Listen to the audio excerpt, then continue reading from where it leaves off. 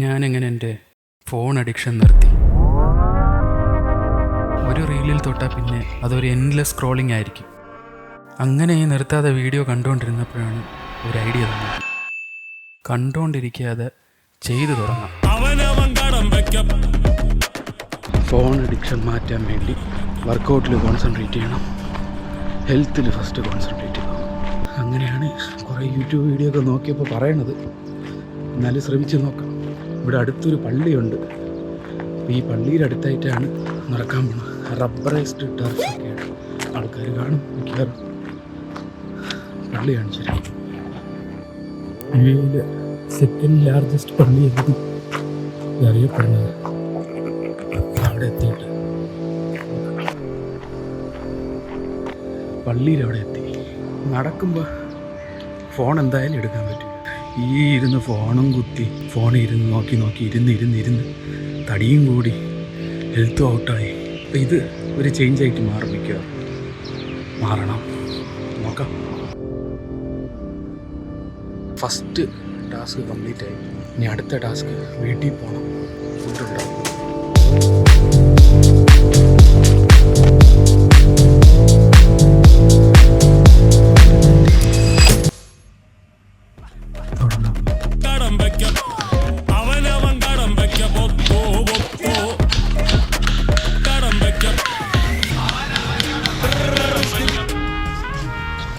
കുക്കിങ്ങിന് ഞാൻ ചെറിയ സഹായങ്ങൾ ചെയ്ത് ബാക്കി എൻ്റെ ഭാര്യ എനിക്ക് വേണ്ടി കുക്ക് ചെയ്ത് തരുന്നതാണ്.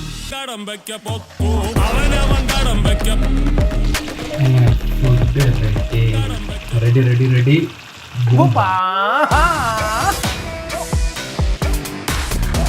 ഫോൺ അഡിക്ഷൻ്റെ അവസാനത്തെ ഭാഗമെത്തി.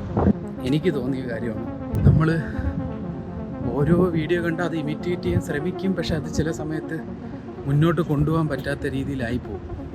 പകുതി വെച്ച് നിർത്തേണ്ട സിറ്റുവേഷൻ ആയി പോകും. അപ്പം നമ്മളെ ജീവിതത്തിൽ ഡെയിലി നടക്കണ ഒരു കാര്യത്തിൽ നമ്മളത് കോൺസെൻട്രേറ്റ് ചെയ്ത് കഴിഞ്ഞാൽ, അതിലോട്ട് ഇൻവോൾവ് ആയി കഴിഞ്ഞാൽ ഈ ഫോൺ അഡിക്ഷൻ ഇതെല്ലാം നോർമലായിട്ട് മാറും.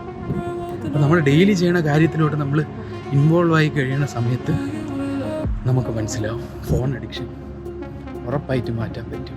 നിങ്ങൾക്ക് ഈ വീഡിയോ കണ്ട് എന്തെങ്കിലും ഒരു ശതമാനമെങ്കിലും ഉപയോഗം വന്നെങ്കിൽ കമൻറ്റ് ചെയ്യണം, ലൈക്ക് ചെയ്യണം, സബ്സ്ക്രൈബ് ചെയ്യണം.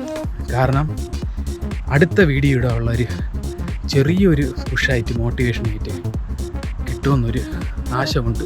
അടുത്ത വീഡിയോയിൽ നമുക്ക് കാണാം. അതുവരെ